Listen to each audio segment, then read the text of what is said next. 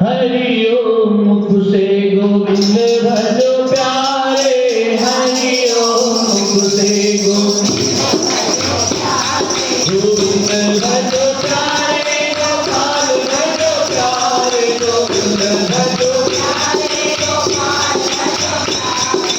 हरि ओम मुख से गोविंद भजो प्यारे, हरि ओम मुख से गोविंद भजो प्यारे, गोपाल भजो प्यारे, गोविंद भजो हरि ओम मुख से गोविंद भजो प्यारे, हरि ओम मुख से गोविंद है बदे कबीले जान नाथ भजे सीताराम, है बदे कबीले जान नाथ भजे सीताराम, आठ बजे आठों करमाला मुझे रखो प्यारे, आठ बजे आठों करमाला मुझे रखो हरि ओम मुख से गोविंद भजो प्यारे, हरि ओम मुख से गोविंद भजो प्यारे, गोपाल भजो प्यारे, गोविंद भजो प्यारे, गोपाल भजो प्यारे, हरि ओम मुख से गोविंद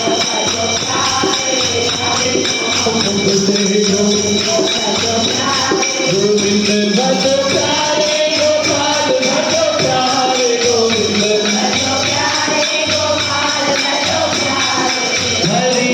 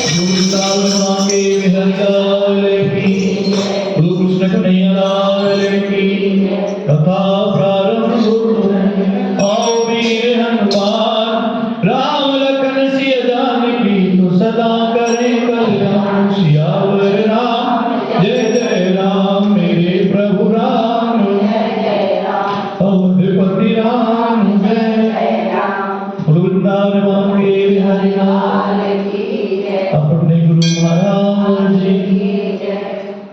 कल की कथा में हमने आपको तुलसी जी का महत्व बताया। हाँ, यही तो सबसे बड़ी बात है। अरे जो सीखा उसको भूल गए तो फिर क्या लिखोगे, क्या मिलेगा? देखो, बच्चा 1 साल पढ़ता है और पढ़ने के बाद जो पेपर में लिख के आता है ना, वही उसको उतने ही मार्क्स मिलते हैं जब एक दूसरी क्लास में जाता है, अन्यथा नहीं जाता है। ऐसे ये जीवन है, जो अच्छा कुछ लिख जाओगे तो लोग याद करेंगे और सुनहरे अक्षरों में नाम लिखेगा, भगवान आपको अपने चरणों में जगह देंगे। और जो जैसा लिख करके जाओगे वैसा ही पाओ। इसलिए जो कथा है उसका मनन करना चाहिए। ओम नमो भगवते वासुदेवाय का जाप करना चाहिए। जैसे कि जिस ब्राह्मण ने रात दिन पूजा करता था, जो कल की कथा में हमने आपको सुनाया, रात दिन ओम नमो भगवते का जाप करता, ओम नमो भगवते वासुदेवाय का जाप करता, और सुबह प्रातः काल ब्रह्म मुहूर्त में जब आधी घड़ी रात रह जाती तो वो मंदिर में जाकर के भगवान की पूजा किया करता। एक दिन जा रहा था तो देखा राक्षसी आगे से आ गई, कुछ नहीं उसके शरीर पर मल मांस तो बिल्कुल है ही नहीं, हड्डी हड्डियां हैं, ऊंटे ऊंटे बाल हैं, लाल लाल नेत्र हैं, मोटे मोटे। देख करके ब्राह्मण देवता घबरा गया और घबरा करके वो जल उसी के ऊपर जो तुलसी में जल था, गंगा जल, उसके ऊपर फेंक दिया, जिससे वो कंचन देह हो गई और उसकी मुक्ति हो गई है। ब्राह्मण ने उसको अपना आधा पुण्य दे दिया। जो मैंने जिंदगी भर पुण्य किया है ना, हम दे देंगे? नहीं देंगे। संतों का काम है कि दूसरों का भला करना, अपना नहीं, दूसरों को ज्ञान दे करके भला करना, या कैसे भी भला करना। जब तक दूसरों का भला होगा तभी जाकर के अपना भला होगा। तो कल की कथा में हमने आपको तुलसी मिश्रित जल, जो गंगा जल होता है, उसके बारे में बताया। इतनी कथा सुनकर के राजा पट्टू कहने लगे कि हे महाराज, कृपा करके और भगवान की पूजा का महत्व कहिए। भगवान की पूजा का महत्व क्या है वो बताइए। कृपा करके भगवान के पूजा का महत्व कहिए। तब नारद जी कहने लगे कि हे राजा, जो हंसी में भी भगवान का भजन करता है वह परम पद को प्राप्त हो जाता है। जो हंसी हंसी में भी भगवान का इस कार्तिक मास में पूजा कर लेता है ना ब्रह्म मुहूर्त में, तो वो परम पद को भगवान को प्राप्त हो जाता है। परंतु जो श्रद्धापूर्वक भजन करता है उसका तो कहना ही क्या है। इस संबंध में आपको एक पुरातन इतिहास सुनाता हूं, सुनिए। कालिंद पर्वत पर और बसे दीर्घपुर नाम के नगर में अति धर्मात्मा, प्रजा को पुत्र के समान पालन करने वाला और सुभाव नाम का राजा राज्य करता था। सुभाव नाम का एक राजा राज करता था, अपनी प्रजा को पुत्र के समान पालन करता था। किसी को देखता, किसी को भूख प्यास तो नहीं लगी, सबको पालन करता। उसके धूम्रकेश नाम वाला अति दुष्ट, चोरी, ज्वारी और परस्त्रीगामी तथा व्यभिचारी एक पुत्र था, बड़ा ही कनिष्ठ था। जुआ खेलता, वैश्यागामी था, किसी को मारता, पीटता, चोरी करता, दुष्ट था। उसकी यह दशा देख करके और उसके पिता राजा सुभाव ने उसको ताड़ना दी, परंतु वह किसी प्रकार नहीं माना। राजा ने बहुत ताड़ना दी उसको कि भाई ऐसे काम मत कर, लेकिन वो नहीं माना। जब नहीं माना तो एक दिन क्या हुआ, गेंद खेलते हुए एक दिन उसकी गेंद छोटी रानी के महल में चली। जब चली गई तब वह गेंद लेने के लिए महल में गया तो रानी उस पर मोहित हो गई और उन दोनों ने कामाद होकर के भोग किया। जब राजा को इस बात का पता चला तो उसने कुमार को देश निकाला। भाई इस बात का पता चला तो उसने पुत्र होने के कारण उसको मरवाया तो नहीं, लेकिन देश निकाला। अब राजकुमार वन में रह करके प्रतिदिन मांस खाता और रात्रि को वैश्या के घर में रहने कर चोरी आदि करके और द्रव्य लाता, वह वैश्या को दे दिया था। दिन में जंगल में रहता, रात को जाकर के चोरी करता और चोरी करने के बाद वैश्याओं को दे करता।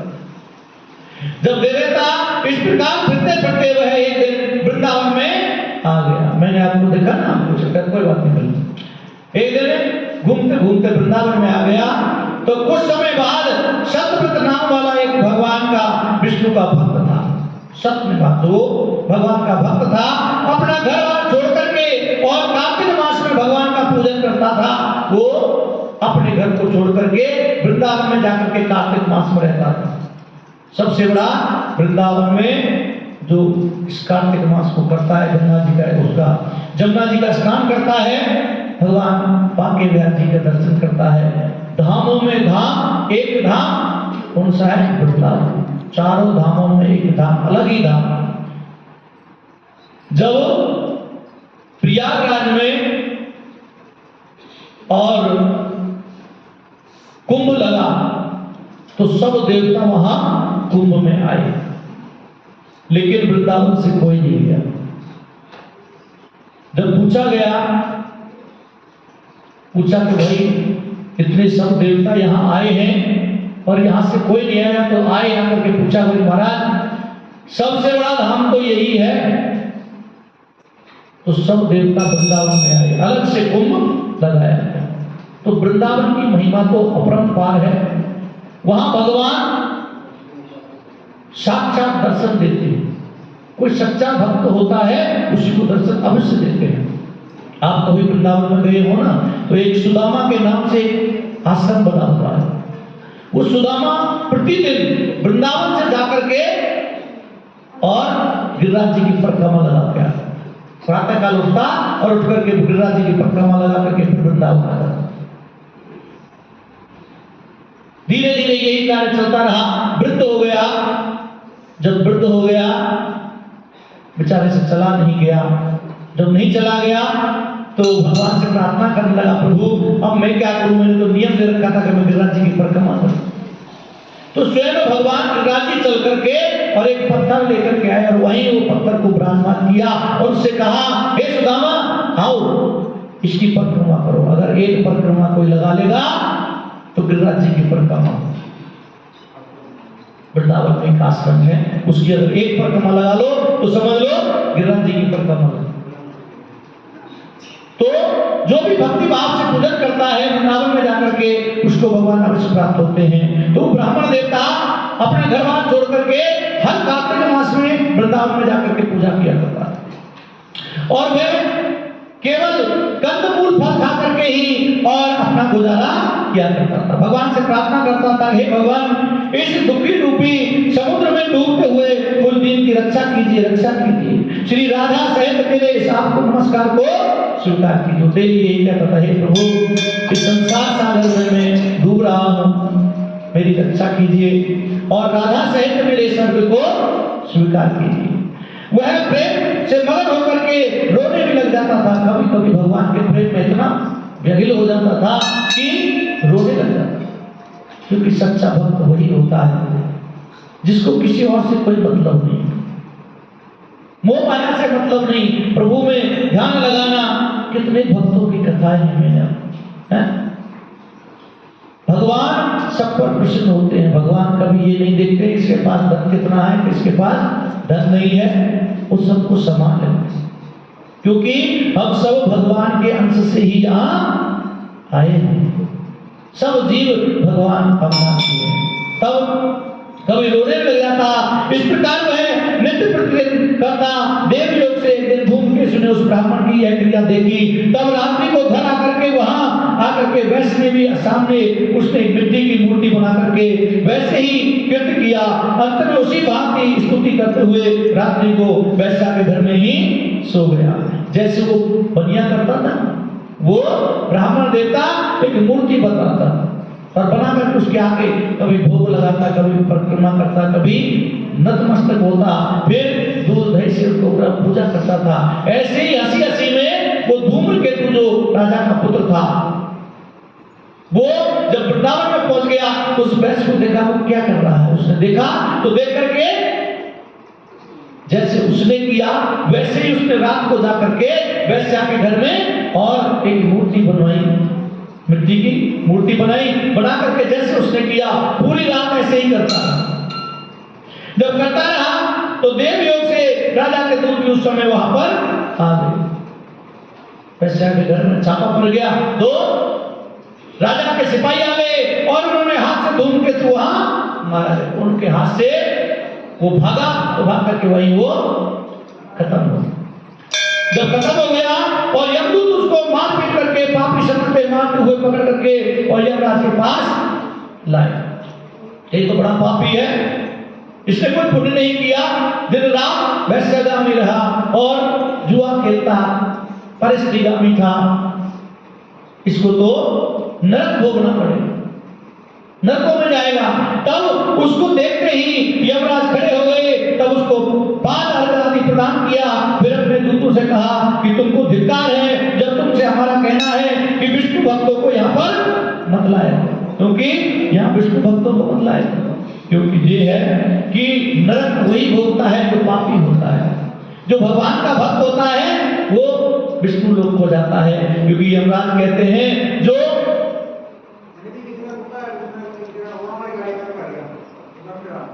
किसी का कुत्ता है भैया जरूर है, प्रकार जब वो यमराज में खड़े हो गए, जो भक्त होता है, जो आत्मा पुण्य आत्मा होती है, तो वो उसको देख करके यमराज में खड़े हो जाते हैं और खड़े होकर के उसको पाद अर्घ दिया, फिर उसके पैर धोए और यमदूतों से कहा अरे तुमको पता नहीं कि तो बहुत पुण्य आत्मा है, तुम इसको यहाँ क्यों लाए हो, इसको विष्णु लोक हो जाए। क्योंकि जो भगवान का भजन करता है, जो हरि का भक्त प्यारा होता है, वो विष्णु लोक हो जाता है। तुम यहाँ क्यों लाए, उसकी पूजा की, उस आत्मा की पूजा की और फिर ढूंढ के इसको यहाँ पर क्यों लाए हो। उसने चाहे हाथ में कार्तिक का व्रत वृंदावन धाम में किया है, मगर फिर भी यह बैकुंठ जाने के योग्य, चाहे इसने हंसी हंसी में ही वृंदावन में आकर के और भगवान का भजन किया है, इसलिए ये विष्णु लोक के लायक है, इसको विष्णु लोक ले जाइए। और यमराज पुनः धूमकेश को बोले ये भगवान की कृपा भक्ति और 9 प्रकार की है, यानी कि भगवान की भक्ति 9 प्रकार की है और कलयुग में सबसे बड़ी भक्ति है सत्संग। यही भक्ति है और कुछ नहीं, क्योंकि माला से हम भजन नहीं कर पाते, माला भजन आ रहे हैं और दिल कहीं और है, भजन नहीं हो पाता। जो सच्चा भक्त होता है, जिसके मन में प्रेम होता है, जिसके मन में कपट छल नहीं होता है, निर्मल मन जन सो मोहे, जिसका निर्मल मन होता है वो मुझे प्राप्त कर। भगवान खुद कहते हैं जिसके मन में छल कपट हो तो मुझसे कोसों दूर रहता है, और जिसका निर्मल मन होता है, छल कपट नहीं होता है और किसी से द्वेष नहीं होता है, वो मेरा भक्त होता है, वो ही मेरा दर्शन पाता है। मैं आपको एक बहुत ही सच्ची घटना सुनाता हूं। एक बच्चे का जन्म हुआ, घर में जन्म हुआ तो जन्म जैसे बच्चे का हर घर में होता है, ऐसे ही बच्चे का जन्म हुआ और जन्म होकर के ही वो बच्चा थोड़ा सा बड़ा हुआ तो उसका नामकरण करा दिया। जब नामकरण करा दिया, धीरे धीरे बड़ा हुआ, पढ़ाई लिखाई पूरी हुई, लेकिन वो शुरू से ही ऐसा बलवान था, इतना भोजन करता, उसका पेट ही नहीं भरता था। जब भोजन करता, अब बड़ा हो गया, जब घर में बड़ा हो जाए तो माँ बाप कहते कुछ कमा के ला, भाई नौकरी नहीं करेगा हम कब तक तेरा पेट भरते रहे। और खाता भी बहुत था, जब खाता ही बहुत था तो माँ बाप बड़े परेशान, सारा जितना भी कमा के बाप लाता सबको खत्म कर देते, क्या करें। एक दिन बाप ने उसको डांटा कि कुछ कमाता धमाता है नहीं, यहाँ पड़ा रहता है, दिन भर पड़ा रहता, खाता, बस यही काम और कोई काम। जब नहीं कमाता तो एक दिन बाप ने धमका दिया और धमका कहा जाइए मेरे घर में, तेरे लिए कोई जगह नहीं। उसको घर से निकाल दिया। जब घर से निकाल के दिया तो वो चला गया, घर से जब गया दोबारा घर में आ गया, आया बाप के घर में फिरा दिया, बेटा कहने लगा, पिताजी मैं इसलिए आया कि आपको पछतावा तो नहीं हो रहा मुझे निकाल करके, इसलिए मैं दोबारा आ रहा हूं। नहीं मुझे कोई पछतावा नहीं, तू जा यहां से। इतना खाता है, कम कुछ करता नहीं। जब बच्चा बड़ा हो जाता है और कमाता नहीं है ना, तो कोई भी हो बोझ बन जाता है। आज के जमाने में तो एक कमा करके एक का पेट नहीं भर सकता है, उसको फिर निकाल दिया। वो बेचारा घूमता घूमता घूमता घूमता एक आश्रम में चला गया। मंदिर था, वहां देखा गुरुजी बाहर बैठे हुए थे। गुरुजी के पास आके पैर पकड़ लिए, पैर पकड़े, हे गुरुजी मुझे आप अपना चेला बना लीजिए। हाँ कोई बात नहीं, आइए बेटा, यहाँ तो और चेला है, आप भी रह जाए। गुरुजी ने चेला बना लिया। जब गुरुजी ने चेला बना लिया तो गुरुजी से कहने लगा, महाराज एक कमी है, और कोई कमी नहीं, ना कोई मुझ में ऐब है ना कुछ है, बस एक कमी, में खाता बहुत है। गुरुजी के लिए कोई बात नहीं बेटा, यहाँ तो बहुत सारा धन है, लोग देख करके जाते हैं, खाना कोई दिक्कत है, सेवा करना, पर भगवान की सेवा करना, भजन करना, भजन जरूर करना। तो ठीक है, भजन करता है। अब साहब डेली महाराज आप पंगत लगती थी, जितने भी भोजन करते थे तो सबको पंगत लगती थी, जो सेवादार होते थे सबके लिए भोजन बनता और पंगत लगती थी। तो एक पंगत में उसका पेट नहीं भरता था, तो गुरुजी से कहा, महाराज मैं दूसरी पंगत में भी बैठ जाऊं। हाँ कोई बात नहीं, खा लो। बैठ गया, दूसरी पंगत में भोजन किया, पेट भर गया, आराम से भगवान का भजन करता।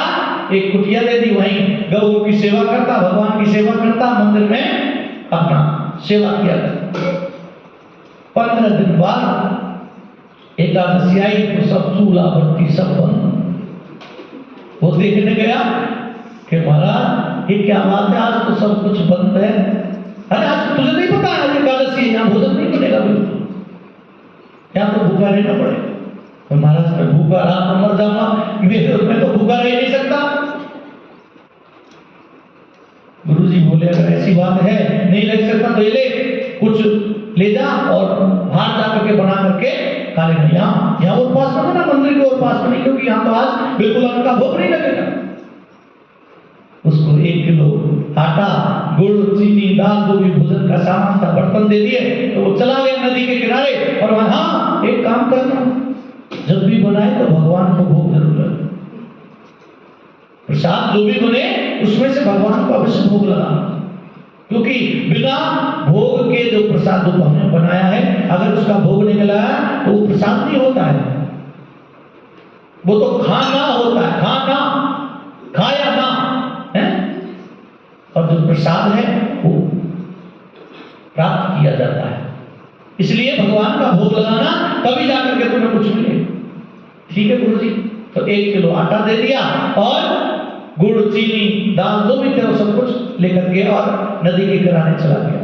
वहां से बर्तन ले गया, बाल्टी में जल भरा, जल भर करके सुंदर उसने भोजन बनाया और भोजन बना करके बैठ गया। जब भोजन बन गया तो खाने का बेचारा हो गया, क्योंकि गुरुजी ने कहा था भाई भोग तो लगा, बिना भोग के कैसे, नहीं तो गुरुजी विकल नहीं देंगे।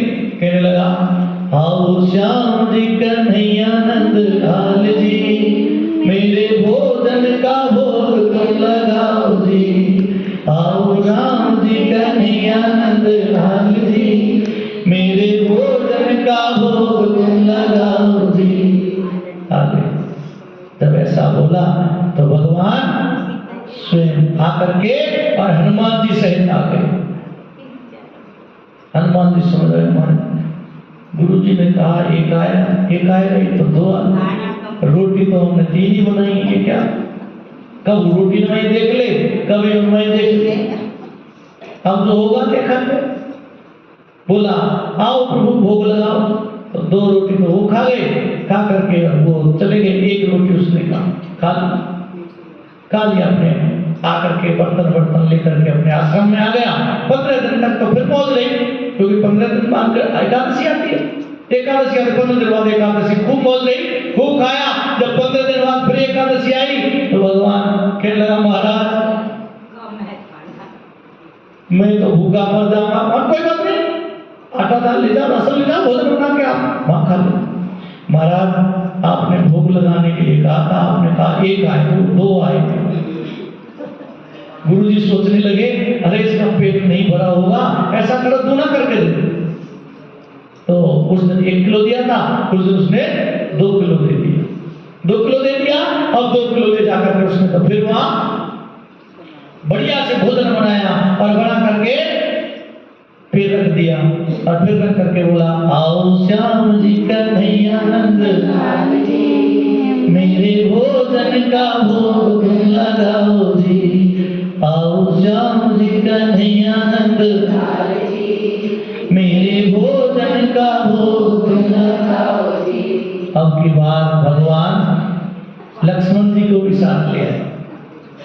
राम लक्ष्मण और हनुमान जी तीनों आ गए, तीनों आकर के अब तो फिर देखे रोटी नहीं देख ले, 3 देख ले, अब क्या करें, आज तो फिर भूखा रहना पड़ेगा। वैसे तो एकादशी होती नहीं, लेकिन अब तो एकादशी मुझे लगता हो ही जाएगी। आकर के उनको भोग लगाया, उनमें से उनको खिलाया, 1 रोटी बच गई, उससे अपना पेट पालन किया, पालन करके अपने भोजन करके घर अपने आश्रम में आ गया। आश्रम अपने फिर 15 दिन तक उसका भोजन चलता, 15 दिन फिर एकादशी आ गई। कह रही है एकादशी हमें लेकर के जाएगी, वैसे ही नहीं है। फिर गुरुजी के पास गए, गुरुजी हमने तो पहले जो आपने कहा 1 आए 2 आए, आपने कहा 3 आए, आपके जान कितने आ जाए हमें पता नहीं, हमें आकाश बढ़ा दीजिए थोड़ा सा। गुरुजी ने कहा करता क्या है, कैसे करता है, क्या करता है, कितना, कहाँ गुरुजी, हम तो रोज भोग लगाते, भगवान आते ही नहीं, ये तो कहता है उठा जाते। आपके गुरुजी के मन में विचार आया ये देखना चाहिए क्या करता है स्कूल का। उसको बोल दिया भैया इसको 5 किलो आटा, 5 किलो गुड़ और 5 सब कुछ दे दो। कोषाध्यक्ष ने उसको सब कुछ दे दिया, ले जाकर के फिर वहां अब की बार उसने क्या कहा, आपके भोजन नहीं बनाया, रख दिया कि भाई रोज खा जाते हैं, आपके नहीं बनाया, रख दिया। और कहने लगा आओ श्याम जी कन्हैयानंद लाल जी मेरे भोजन का भोग तुम लगाओ जी। देखा ऐसे बोला तो आपके पूरा परिवार राम लक्ष्मण भरत शत्रुघ्न सीता जी सब आ गए। हनुमान जी देख करके कहने लगा मुझे पता था, है मुझे पता था तुम इतने आओगे, इसलिए मैंने भोजन नहीं बना, खुद बनाओ खाओ, है इसलिए तुम खुद बनाओ और खाओ। क्योंकि भरत जी सेवा करते हैं, हनुमान जी सेवा करते हैं, खुद बनाओ। पीछे से गुरु जी देख रहे कि किससे बात करना, इसने भोजन तो कुछ बनाया नहीं है, ये क्या कर रहा। अब तो वो सब लग गए काम पर, भाई भरत जी कुछ लाए, सबने भोजन बनाया, बना करके रसोई अच्छी बना करके और सबको बिठा करके वहां जैसे भोजन, हाँ अब हुआ ना, अब हम भी खाएंगे आप भी खाएंगे। अब वो गुरुजी देख रहे हैं कि किससे बात कर रहा है, कहाँ इसका हो गया, देख करके पहुंच गए, गुरुजी पहुंच गए वहां। बोल के तुम अरे मन भारत तुम्हें नहीं दिख रही, इतनी पंगत लगी हुई, देख लो ना यहाँ, आज तो आप भी भोजन खाओ। तो गुरुजी को कुछ नहीं दिख रहा, क्यों, देखो दीपक के नीचे हमेशा अंधेरा होता है, देखा है आपने, जो दीपक जलता है ना उसके नीचे हमेशा अंधेरा होता है। गुरुजी सिर्फ भगवान का भजन करते से माला से, उसके मन में छल कपट नहीं था, वो तो सिर्फ भगवान की भक्तों से कोई मतलब नहीं, संसार सागर से मतलब नहीं था, पेट भरना और भगवान की सेवा, बस यही काम। तो भगवान ने उनको दर्शन दिए, जब दर्शन दिए तो गुरु जी कहने लगे कि तू किससे, तू झूठ बोल रहा है, नहीं महाराज दिखने में तुम्हें सब बैठे हुए, नहीं मुझे कुछ नहीं दी। तो चेला ने भगवान के पैर पकड़ लिए, महाराज ऐसा मत कीजिए, नहीं तो मुझ पर दोष लग जाएगा, जो मेरी परीक्षा लेने आए मेरे गुरु जी के कहाँ अन्न को बेचते हैं, क्या करते हैं, इसलिए आप दर्शन दीजिए। तब गुरु जी को भी सबने दर्शन दिए। तो जो सच्चा भक्त होता है, जिसके मन में छल कपट नहीं होता है, उसको भगवान अवश्य दर्शन देते हैं। और हम चाहे माला से कितने भजन करते रहे, माला कलयुग में ये तामसी देह है, इसका खाना पीना ऐसा है कि हम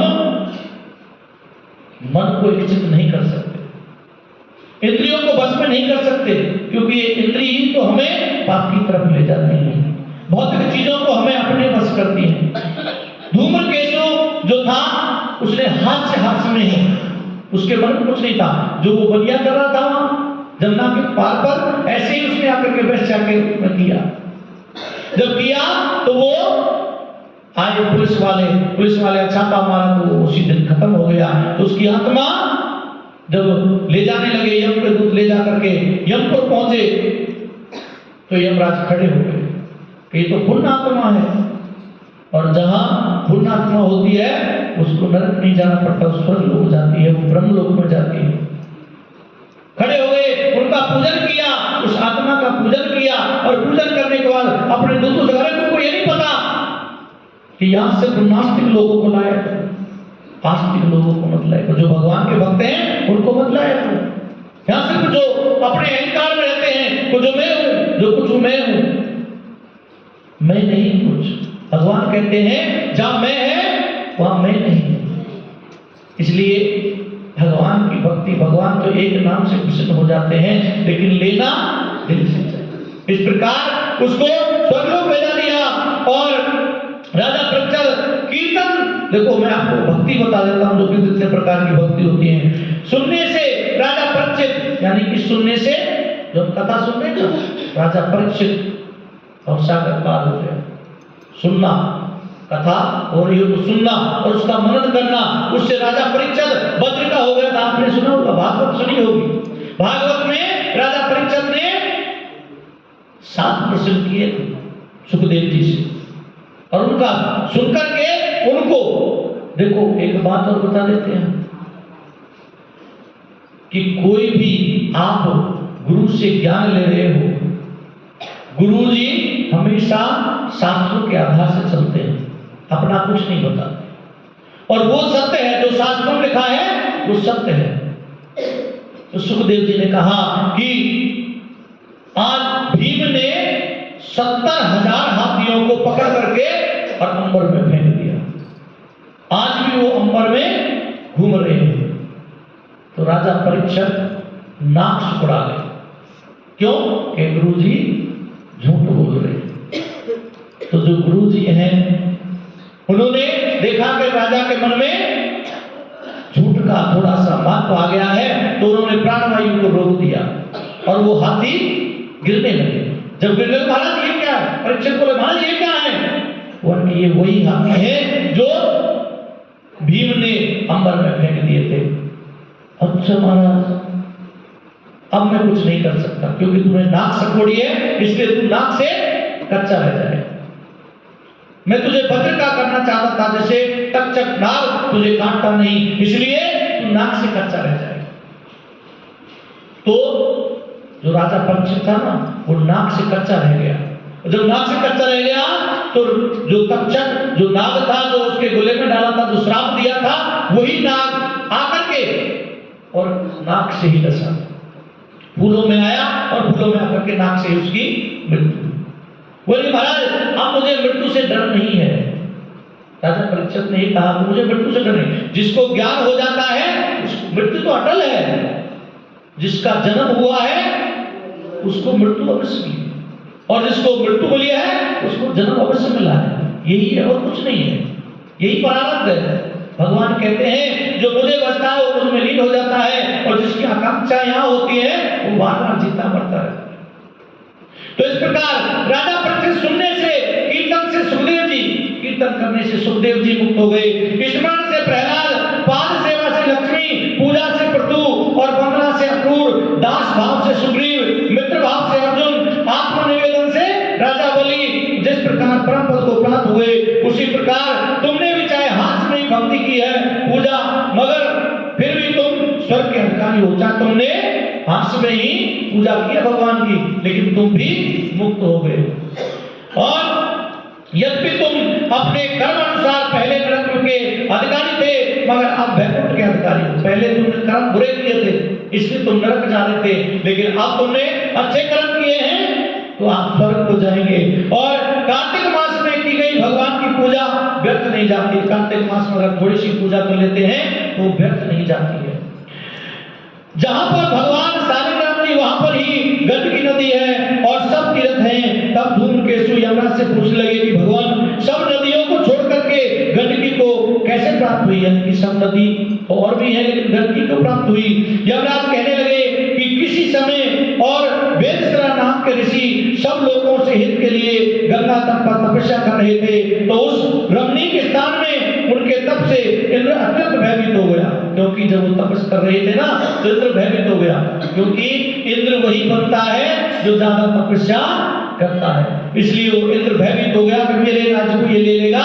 तो और उनकी तपस्या को भंग करने के लिए मंजू घोषा नाम वाली अप्सरा को भेज दिया। उसकी जो तपस्या कर रहे थे वो गंगा के किनारे ऋषि, उसको तपस्या को भंग करने के लिए और मंजू घोषा अपनी एक जो नृत्यांगना थी उसको भेज दिया। तब वन में क्रीड़ा करती हुई अपने यौवन तथा रूप का प्रदर्शन करने अनेक हाव भाव दिखाने लगी।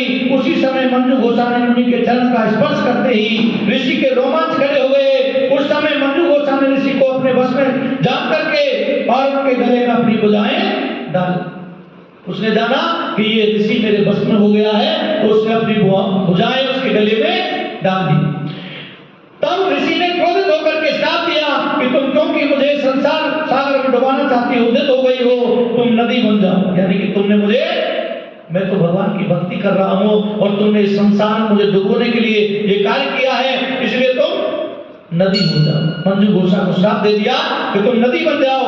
तो मंजू घोषा कहने लगी कि हे मुने, मैं श्राप योग्य नहीं हूं, आप मुझे क्षमा कर दीजिए, क्षमा कर दीजिए, मैं श्राप योग्य नहीं हूं, मुझे तो इंद्र ने भेजा है, मुझे क्षमा कर दें। तब मुनि कहने लगे कि जिस समय विष्णु वृंदा के श्रापवश और शिला रूप में होकर के गंडकी नदी में स्थित होंगे, तब तो भगवान को धारण करने वाली गंडकी नदी होगी। यानी कि जब भगवान विष्णु को वृंदा श्राप दे देगी और पत्थर शिला हो जाओगे तो शालिग्राम बन जाओगे, उस शालिग्राम को मिला करके डाले जाएंगे, इसलिए तुम गंडकी नदी यानी कि भगवान को प्राप्त करने वाली नदी हो जाओगी। श्राप वरदान में भी अधिक श्रेष्ठ होगा।